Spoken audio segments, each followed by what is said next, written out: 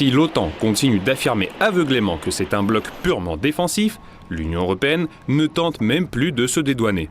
Membre de la Rada ukrainienne, Oleksiy Goncharenko a une vision bien particulière de l'économie mondiale et, après avoir vite fait quelques calculs, a présenté avec la plus grande fierté son plan de résolution de la crise économique en Europe devant une assemblée parlementaire du Conseil de l'Europe quasiment vide.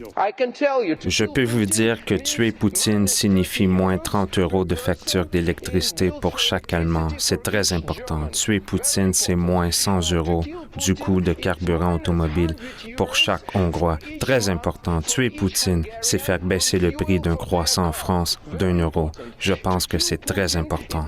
Ce qui est intéressant, c'est que ce même Oleksiy Goncharenko avait déjà mené un discours purement russophobe en janvier 2021 lors des discussions à l'Assemblée parlementaire du Conseil de l'Europe au sujet de l'affaire Navalny.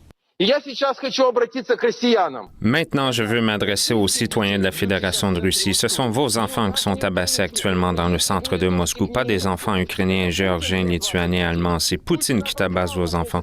Poutine vous a dévalisé avec ses larbins et ses coquins qui sont assis ici. Ils sont ici. La petite différence, c'est qu'à l'époque, le député du régime de Kiev a été privé du droit de prendre la parole et d'être inscrit sur la liste des orateurs lors des réunions de l'Assemblée parlementaire du Conseil de l'Europe pour une période de 3 mois pour avoir terni l'image de l'Assemblée et porté atteinte à la réputation du chef de la délégation russe, Piotr Tolstoï.